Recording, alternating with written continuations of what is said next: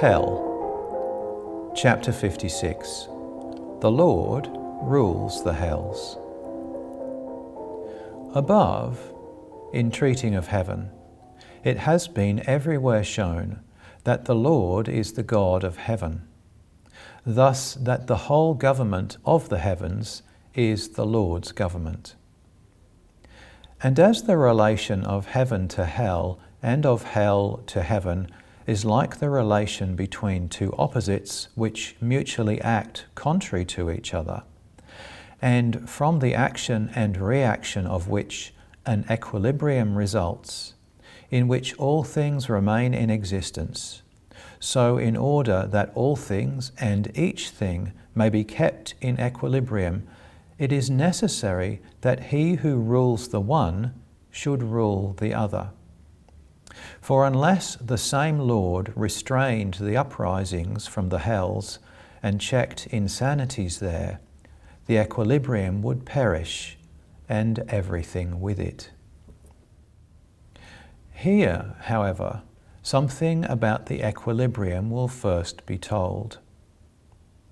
It is known that when two things act one against another, and when the one is reacting and resisting just as much as the other is acting and impelling, neither has any force, because there is equal power on each side, and then both can be set in motion freely by a third.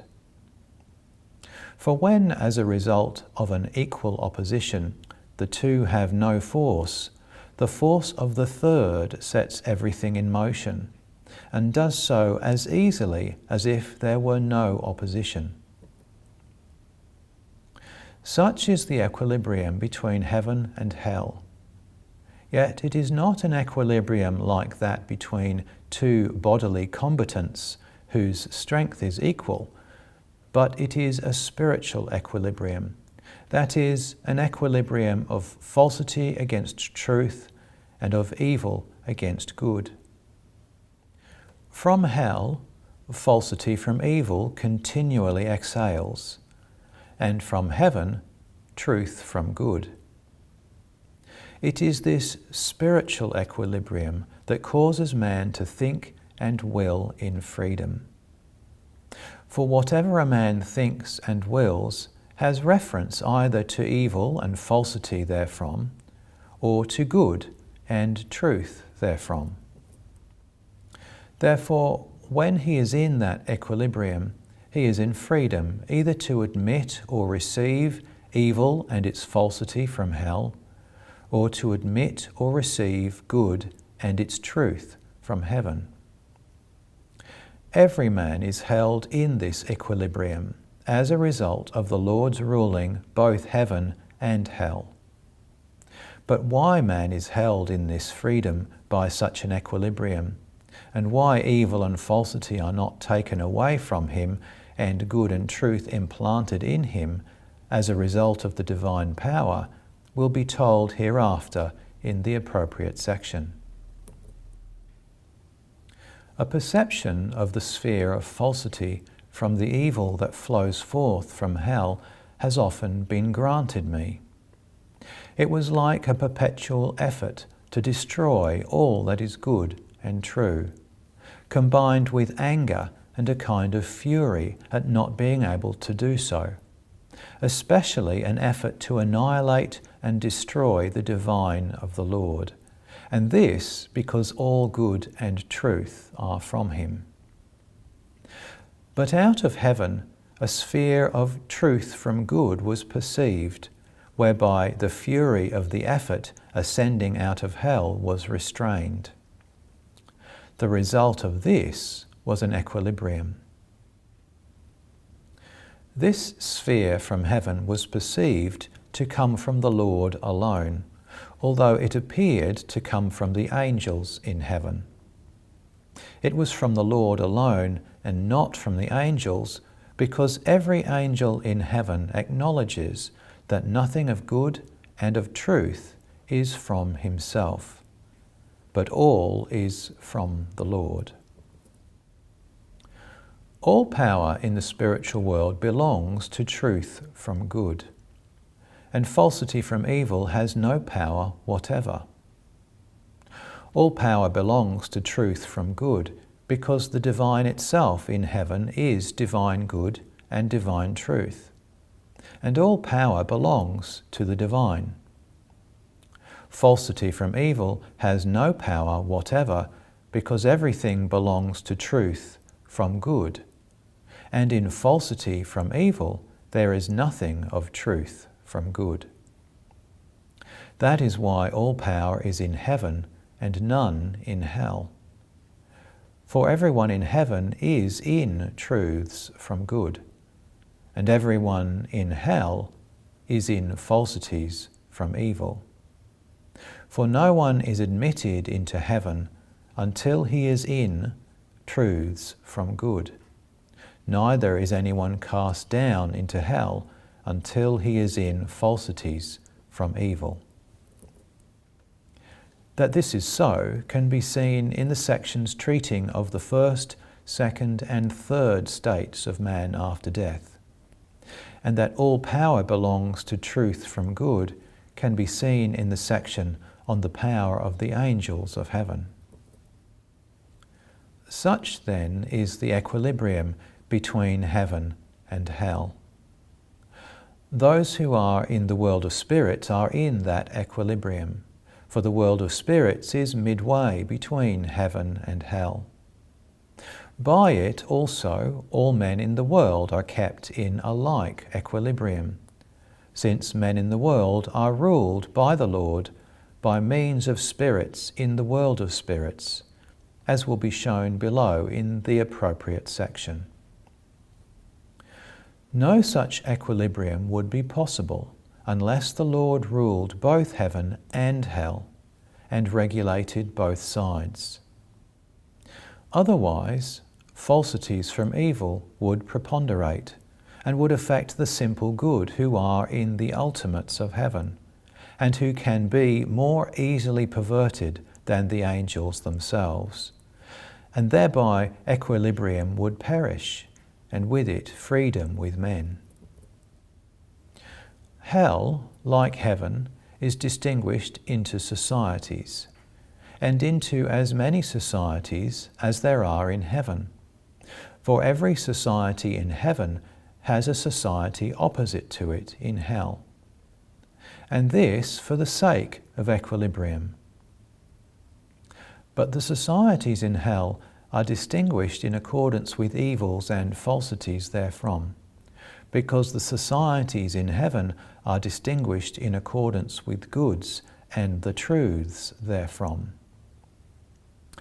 That for every good there is an opposite evil, and for every truth an opposite falsity, can be known from this, that nothing can exist without relation to its opposite. And what anything is in kind and degree can be known from its opposite. And from this all perception and sensation is derived. For this reason, the Lord continually provides that every society of heaven has an opposite in some society of hell, and that there is an equilibrium between the two.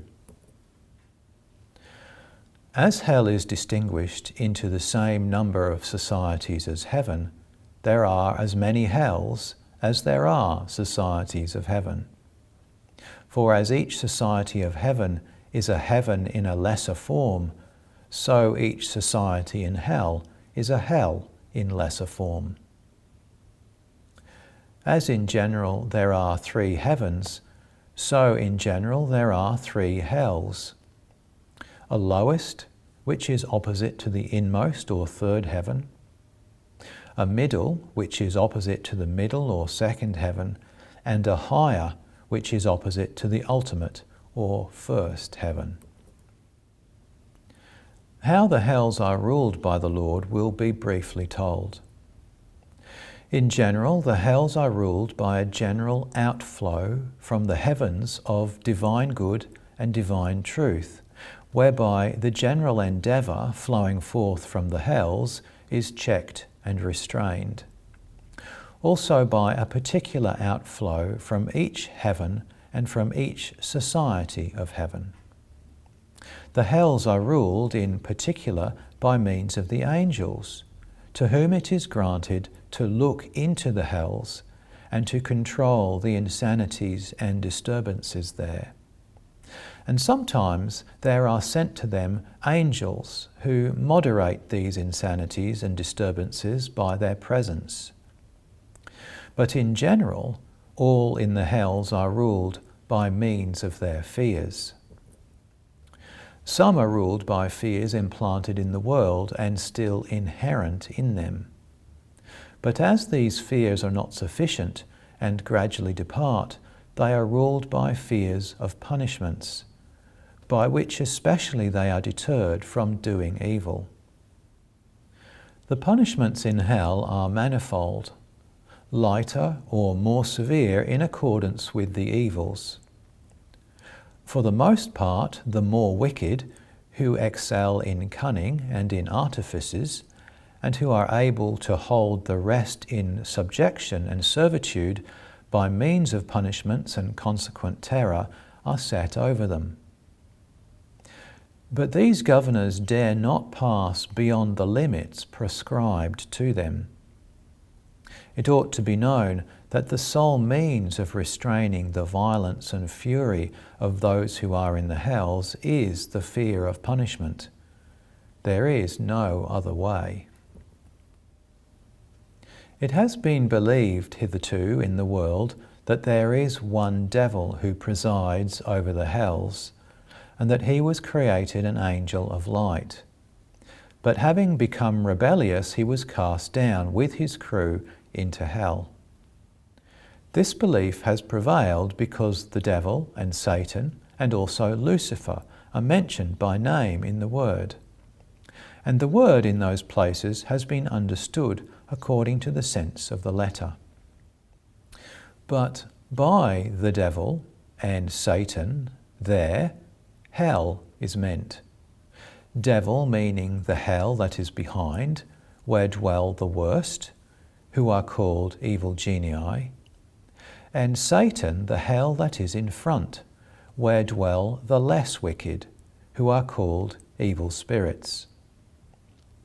And Lucifer, those who belong to Babel or Babylon, who reach out their powers even into heaven. That there is no one devil to whom the hells are subject is evident also from this, that all who are in the hells, like all who are in the heavens, are from the human race. And that those who have gone there from the beginning of creation to this time amount to myriads of myriads. And every one of them is a devil of such a nature as was his opposition to the divine while he lived in the world.